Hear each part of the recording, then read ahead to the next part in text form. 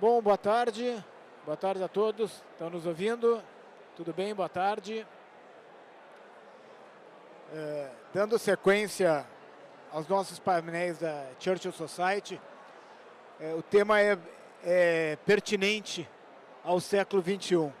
E eu tenho aqui comigo Hélio Beltrão, presidente do Conselho do Instituto Mises Brasil e do Instituto Livre Mercado, fundador do Instituto Millennium, comentarista da CNN, um leão lá dentro, né?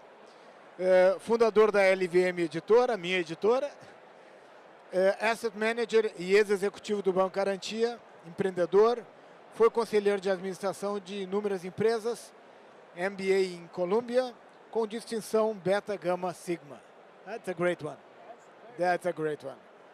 E aqui, Diogo Costa, presidente da Fundação para a Educação Econômica, bacharelado em Direito pela Universidade Católica de Petrópolis, mestrado em Ciências Políticas pela Universidade de Colômbia, foi pesquisador do Instituto Cato e na Rede Atlas em Washington, professor de Ciência Política do IBMEP em BH e desenvolveu a Ordem Livre durante seu tempo na Atlas e na Cato. Cofundador do Livres, diretor executivo da Índigo. Durante seus estudos de pós-graduação no King's College, em London, foi bolsista Adam Smith, o que não é para poucos, o que não é para muitos, bolsista da John Blundell, presidente da Escola Nacional de Administração Pública no Brasil e diretor executivo do Millennium. Então, gente, nós estamos num painel bem simples, com uma resposta bem tranquila, que é por que ainda estamos falando em Winston Churchill? Diogo, the floor is yours. Por que ainda estamos falando em Winston Churchill? A resposta mais simples é porque ele ainda está falando conosco. O Churchill ainda fala conosco através do legado que ele deixa. E é um legado que trata palavras não apenas como teatro ou como ruído, mas como sinal. Trata palavras como instrumentos de ação. E Churchill, por mais que quando a gente vai estar num painel aqui, eu vou estar falando sobre princípios e valores, mas Churchill nos ensina a pensar com a razão prática. E todo mundo que já teve num cargo, especialmente liderança, sabe que quando a informação é incompleta, quando as decisões são ambíguas, quando o timing é importante, quando a ordem das urgências não é clara, a razão prática é algo que você precisa realmente articular. E a melhor forma que eu acho que a gente tem de aprender isso é lendo a vida de pessoas como Winston Churchill. Eu acho que Benjamin Franklin é um outro que para mim também se torna um grande farol, mas para mim, né, eu ainda falo de Churchill porque Churchill ainda fala comigo. Gostei dessa. Churchill fala contigo. Muito bom, muito bom. É estranho, estranho. Hélio, bom... Deixa eu dar um motivo. Vamos lá. Senão, na abertura do fórum, o que eles iam estar tocando é aquela...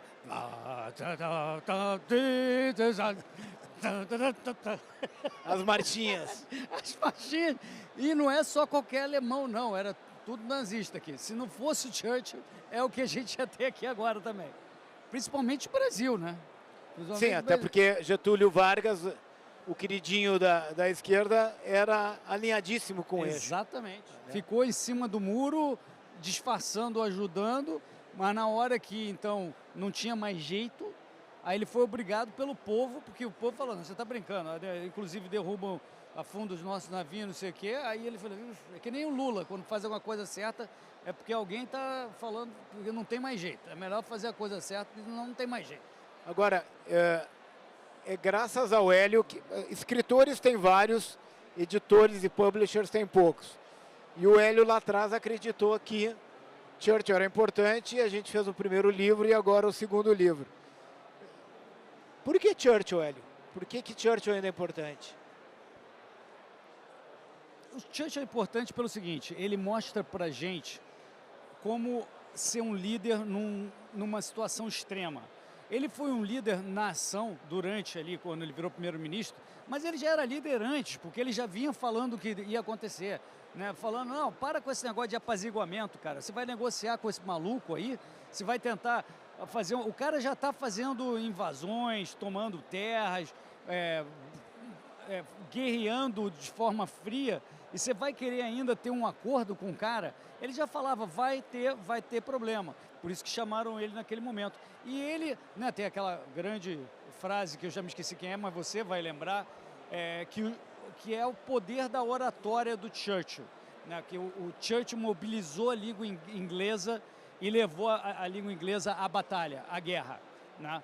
Sem isso, sem essa capacidade de comunicação em liderança que ele teve, não se conseguiria que um país como a Inglaterra, que naquela época ainda era uma potência, mas industrial, a potência era a Alemanha, que a Inglaterra conseguisse sozinha, porque nesse momento não tinha ajuda dos Estados Unidos, ela estava sozinha e conseguiu ganhar as principais batalhas até aquele momento, e foi o que explicou a vitória dos aliados na guerra, foi a Inglaterra, né? Fala-se muito dos Estados Unidos, que a gente ouve muita história americana, mas foi a Inglaterra que fez. Quem ganhou a Battle of Britain? Aqueles pilotos, never was so much old by so many to so never was so much old by so many to so few, não é isso? Então, aqueles poucos pilotos de caça britânicos que conseguiram, né, óbvio, com a ajuda de radar e coisa, mas que com uma superioridade alemã de 3-1 conseguiram proteger a ilha britânica da destruição total, porque a Luftwaffe, se ganhasse aquela batalha, estava perdido, acabou, game over, só se depois viesse os Estados Unidos e tal, e vai saber que os Estados Unidos não queriam se meter muito nessa coisa não. Então, liderança em tempos de extremo estresse, capacidade de mobilizar um povo por meio da sua oratória, do convencimento, e coragem absoluta, coragem de enfrentar, e uma tranquilidade, um senso de humor, né? Uma coisa maravilhosa que só um cara com muito carisma que consegue. Olha o nosso querido Saxida, que está aqui. Seja bem-vindo, Saxida. Beleza, está aqui com o Saxida também, que também é fã do Churchill, e está aqui com a gente, aqui. Grande Saxida, bom te ver. Deixa eu fazer uma provocação aqui. Churchill anteviu Hitler entre 29 e 39, e depois ele, com o discurso da Cortina de Ferro, ele alerta sobre o comunismo. E nesses momentos ele foi criticado, né? Porque quando ele fala o discurso da Cortina de Ferro, o New York Times, alguns dias depois, diz: pô, o que Churchill vem aqui incomodar a gente, estragar a nossa relação com o aliado Joseph Stalin? E depois ele se mostrou estar correto sobre o medo do comunismo. Qual é a ameaça que paira sobre nós hoje? E como é que ela vai ser alertada? Tem alguém para alertar isso? A primeira coisa é os meios de alerta, né? Uma das coisas que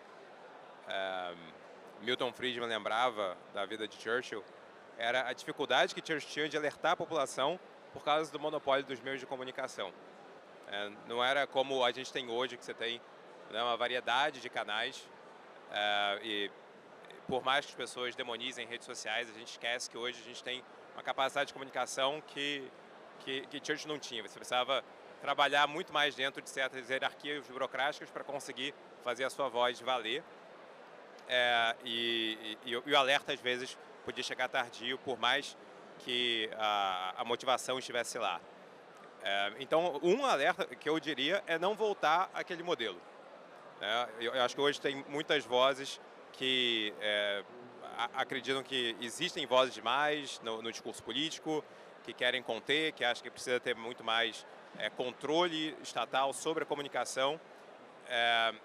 E essa batalha que Churchill enfrentou na vida dele é uma batalha que a gente tem que se lembrar de hoje. A gente não quer voltar a algum tipo de monopolização de quem tem voz ou quem não tem voz de uma democracia como a brasileira. Então isso eu acho que já é uma grande ameaça, e uma ameaça maior ainda por causa da revolução tecnológica, da inteligência artificial que a gente tem hoje. Eu acho que hoje existe vem crescendo, né, um movimento também que quer fazer uma interrupção do progresso, e normalmente os motivos são muito mais humanizados, mas no fundo acho que o motivo é muito mais controle. E Churchill viu quando o poder monopolístico aparecia e qual era a ameaça que ele podia gerar sobre a Europa 2 vezes, né, o poder nazista, o poder nacional socialista e depois o poder internacional socialista também. Se a voz de Churchill tivesse ainda mais, se tivesse sido levada mais a sério, a gente não teria tido tanto tempo, né, com as nações do leste europeu empobrecidas, vidas perdidas e uma opressão que acabou depois tendo sido registrada por pessoas que fizeram o que Churchill fez. Václav Havel foi alguém que fez o que Churchill fez por meio da dramaturgia e também do discurso, né? Utilizou a palavra, como o Hélio falou, levou a palavra à guerra, né? Utilizou a palavra para levar a palavra à liberação de povos, né? Então, garantir que os meios de comunicação, sejam os nossos meios de ação, acho que essa é uma lição que a gente tem que guardar contra as ameaças que estão aí no Brasil. Ricardo, você falou sobre o Cortina de Ferro. Isso mostra mais uma característica de por que a gente fala do Churchill hoje, que é o timing perfeito. E mesmo até um pouco cedo, mas o timing cedo é que te faz estar perfeito na hora certa. Então ele foi perfeito quando ele previu o Hitler e previu o que o Hitler faria, e ele foi perfeito quando ele falou da ameaça comunista, né, porque todo mundo ali sabia, eu diria que todos ali na Inglaterra, entre os aliados, sabiam que o inimigo do nosso inimigo é nosso amigo, mas enquanto a gente tem um inimigo. Uma vez que esse inimigo nazista foi vencido, imediatamente o Churchill fez o raciocínio correto. Espera aí, agora a Alemanha vai voltar ao normal, então não tenho mais o inimigo do inimigo, é meu amigo. Agora o inimigo do meu inimigo é meu inimigo agora, porque esse é o cara comunista que vai fazer aquelas coisas... Mudou o meu inimigo. Mudou o meu inimigo. Eu sei quem são os comunistas, entendeu? Esses comunistas... Tropa de Elite 2, o inimigo agora é outro. O inimigo agora é outro, já era, só que o inimigo do meu inimigo é meu amigo durante aquilo. Então isso é até uma lição de vida, porque a gente tem que saber lidar com as diferenças. Às vezes a gente tem a famosa expressão em inglês que é difícil de ter em português, que são os fellow travelers. Fellow traveler é aquela pessoa que você sabe que não pensa muito bem como você, não é propriamente um aliado, mas ele está na mesma causa que você. Você tem que saber ir junto nessa causa, porque aquilo é benéfico para os dois. Agora, no momento que fica inevitável que haja um conflito e que ele se torne, então, não mais um fellow traveler, mas alguém que está indo contra os seus interesses, o interesse do povo, o que quer que seja, você tem que meio que virar a chave. E o Churchill fez isso, assim, no primeiro segundo, ele já mostrou, não, agora já o jogo mudou. Então, essa coisa de ter o timing perfeito na política, como o Churchill, não tem até hoje. Muito bem. A gente está precisando de líderes diferentes, né? Com consciência moral, ética, formação intelectual e sagacidade, que era o que Churchill tinha. Se a gente fizer uma escala churchilliana de 0 a 10, onde é que a gente coloca os líderes de hoje? Tem alguém que chega um pouquinho mais para cima da escala? Nós temos Lula, Sturmer, Macron, Milley, Netanyahu, Trump. Nós temos um monte de gente, mas alguém chega nessa... Dá para colocar eles nessa escala? Acabei de botar uma saia curta aqui em todo mundo. Mas, Hélio, como é a tua terceira palestra do dia e tu já vai ganhar música no Fantástico, né? Eu vou deixar o Diogo... Ficou olhando para mim, eu não quero responder essa, não. Ele deve ter resposta melhor que eu. Eu acho que o meio mudou, né? Primeiro, acho que não tem ninguém na escala churchilliana de capacidade de articular a sua língua para atingir propósitos civilizacionais, como o Churchill tinha. Mas se a gente pensar em pessoas que são capazes de dominar algum tipo de meio para conseguir elevar uma agenda política, aí eu acho que o nosso vizinho Javier Milei consegue dominar o meio que está à sua disposição. que necessita de teatralidade, necessita de criação de personagens, mas quando você precisa passar da comunicação em massa para a comunicação com seus aliados, com seus fellow travelers, como disse o Hélio, para conseguir levar algumas agendas de fato a cabo, acho que o Milei é o melhor exemplo que a gente tem nesse momento, né, de alguém que consegue falar o vocabulário, a gramática da rede social, a gramática da juventude, né, da geração que ele precisa atingir, mas também consegue ter essa sabedoria prática de negociar a política, de conseguir fazer avançar uma agenda dentro de uma democracia tão falha como a da Argentina. Hélio. Como o Edson dizia, pode até ter outro Edson, mas outro Pelé não tem. Muito bom. Nesses quesitos aqui que a gente falou, não tem como competir, cara, sinceramente, cara. O cara tá... não dá nem pra... Não sei em que patamar se encontra o cara. Não era perfeito, a gente sabe. Ele tinha uma série de defeitos, mas o homem certo... Aqui, ó. O homem certo na hora certa, está escrito aqui o subtítulo. Assim, não tem como competir, porque ele conseguiu fazer tudo isso, inspirava todo mundo. E sim, se tem alguém aqui que pode, sei lá... emular. Né? Emular de uma forma tropicalizada, né, ou portenhorizada, é o Milei, né, porque ele tem uma capacidade oratória incrível, um apego a princípios também incrível e um jeito porradeiro que, de uma forma, né, com todo aquele blazer e aqueles chapéus maravilhosos, aquele jeito, o Churchill também tinha, ele também era porradeiro. Ele sabia ser porradeiro, mas com muito mais bom humor e tal. Mas o Milei é um fenômeno. É inacreditável o que esse cara tem conseguido na Argentina, o que ele já conseguiu.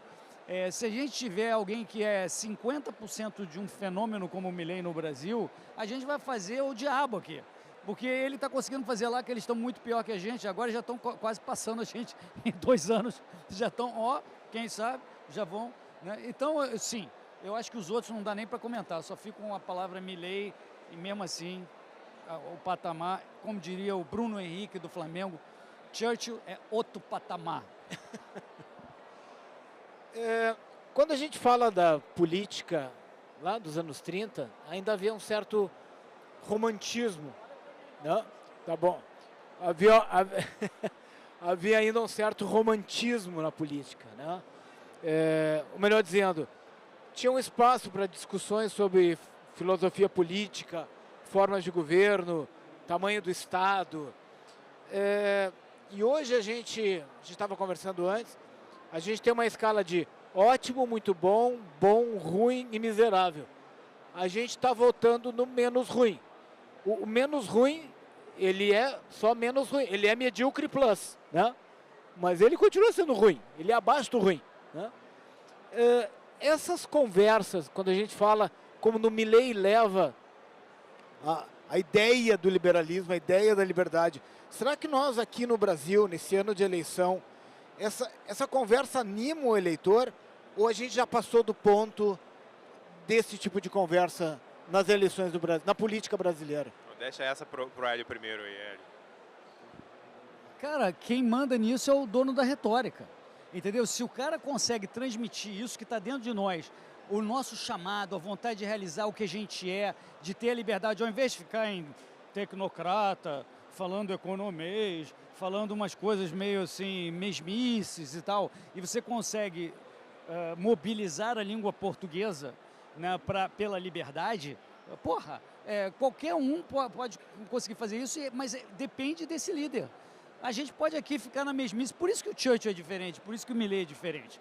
Porque a gente não conseguiu aqui ainda no Brasil, talvez o Jair Bolsonaro tenha sido um cara que tenha conseguido mobilizar pela sua forma de agir, seus princípios, e todo mundo foi atrás do cara. Porra, é o sobrenome mais forte do Brasil hoje, é o Jair, né? Por isso que o Flávio deve ganhar a eleição, Saxida. Porque, cara, é um sobrenome forte e ele está sendo inteligente, está se cercando de gente, como o próprio Saxida aqui, para aconselhá-lo em fazer um bom trabalho.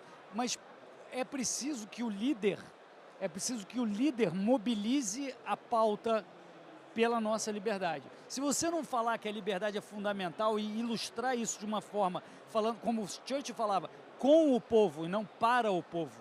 Ele falava com o povo. Ele falava a língua do povo com o povo. O que o povo estava sentindo naquele momento. Ele era o espelho daquilo ali. Se você não consegue fazer isso, a gente vai patinar na liberdade. A gente vai ter mais um menos pior e não vai conseguir o nosso ideal que a gente gostaria, que é ter um governo francamente liberal, que promova e defenda os nossos vida, liberdade, propriedade privada, para que todos nós possamos realizar o nosso chamado e o que a gente, o nosso destino, na verdade. Das palavras as mais curtas, de preferência as mais antigas, era o que o Churchill dizia. Diogo?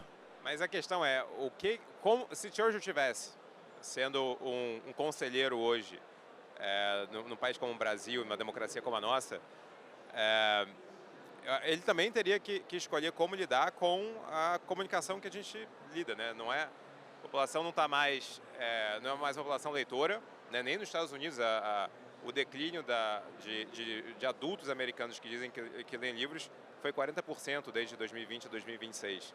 Ou seja, você tem que achar outros meios de comunicação, outros meios de utilizar a retórica. E querendo ou não, hoje, fazer um vídeo, um Reels para o Instagram, um TikTok, são as formas de retórica que a gente tem. E a gramática também é importante. Eu acho que a gente tem que ver quais são as lições que estão ao nosso redor. Mesmo lições fora do nosso ambiente de liberdade, né? Então, quando a gente está falando de conseguir capturar o sentimento do povo, por mais que eu acho que todas as soluções deles são esdrúxulas, mas uma pessoa como o Mamdani em Nova York conseguiu usar a gramática das redes sociais para conectar com o nova-iorquino naquilo que era um ponto de sensibilidade, custo de vida. E falar, o affordable. O affordability crisis. E falar, qual é o seu problema? Seu problema é que você não consegue pagar o seu aluguel, você não consegue pagar o metrô, você não consegue pagar as compras. E as soluções são todas as piores possíveis, né? Congelar aluguel, subsidiar transporte e estatizar supermercado. Mas utilizar aquela gramática de uma forma positiva e conectar com o problema real da pessoa, essa é uma lição que eu acho que o Churchill estaria sendo um conselheiro disso. O que é, de fato, a dor real que a pessoa está sentindo? Eu estava falando com eleitores do Trump recentemente, votaram no Trump todas as vezes, mas agora eles estão sentindo o quê? O custo de vida aumentando. E eles estão, mas por que a gente está lá no Irã, por que o material de construção, os meus sogros estão construindo uma casa, aumentou 30% do material de construção por causa de uma guerra? Como é que eu comunico com isso, né? E o povo sente disso, o povo brasileiro sente na pele as consequências das mazelas do PT. Mas a questão é como é que você comunica nesse ponto, como é que você toca exatamente na ferida que cada pessoa está sentindo. E aí vem a questão do Milei, que é não prometer o fantástico e o catastrófico, mas prometer o que de fato funciona, né? O que de fato é uma solução real. Eu ia só complementar o que o Diogo está falando, dizendo que o Churchill hoje potencializaria a sua capacidade de retórica, porque o negócio dele era gogó. Era aqui, ó, sem tecnologia nenhuma. Então, no primeiro livro que o Ricardo publicou com a LVM, ele colocou, inclusive, o Twitter do Churchill. O Twitter do Churchill ia bombar, ia ser uma loucura, porque a frasezinha curtinha, cara, 140 caracteres, 280, as frases mais memoráveis de todos os tempos, ou seja, ia ser 10 vezes mais. E conta da história do vídeo Hélio, aqui no livro tem uma entrevista que o Lord Robert diz o seguinte: se Churchill vivesse hoje, ele estaria na linha de frente da batalha cultural. Isso aí. Gente, como é que é? O Thomas Sowell já dizia, né? Quando as pessoas querem o impossível, só os mentirosos podem atendê-las, né? Gente, nós estamos encerrando. Uma palavrinha final a mensagem final churchilliana. O Twitter do Churchill aqui para vocês. O X. Aqui, ó. Hélio. Eu falei agora, né? Não, eu acho que a mensagem final do Churchill primeiro, conseguir falar a verdade da forma como o Churchill falava. E os meios mudam, a linguagem, o vocabulário, o público-alvo muda, mas ter um compromisso com a verdade e falar a verdade. Às vezes a verdade é esquisita, às vezes a verdade não soa bem, às vezes ela afeta a elite ao seu redor, mas ter essa coragem de falar a verdade. Eu acho que hoje no Brasil, essa talvez seja a virtude, né, do repertório de Churchill que mais importa, a coragem. A coragem de falar a verdade, mesmo que o clima de opinião ao seu redor não favoreça, mas você tem que ter essa capacidade. Eu acho que essa ele dizia que a coragem é a característica mais importante porque impulsiona todas as outras. Impulsiona todas as demais. Hélio? Eu concordo, eu acho que coragem é importantíssimo. Quem tem realmente a verdade como norte nem percebe que está fazendo um troço radical. Pode estar até fazendo um negócio irresponsável, falando na televisão umas maluquices. Por aí eu faço isso. O que eu não consigo fazer de jeito nenhum, e que aqui vem a recomendação do Churchill, é que a retórica, a oratória, é um pouco de uma ciência hoje em dia. Né? Você pode estudar e melhorar. Eu não tive essa oportunidade, não fiz, eu estou tentando melhorar praticando. Mas a gente pode estudar isso.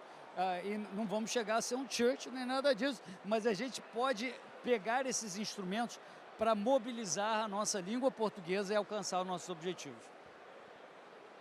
Diogo, Hélio, muito obrigado. Nós vamos agora dar sequência com Adam Howard, que é o diretor, o Manager Director da International Churchill Society.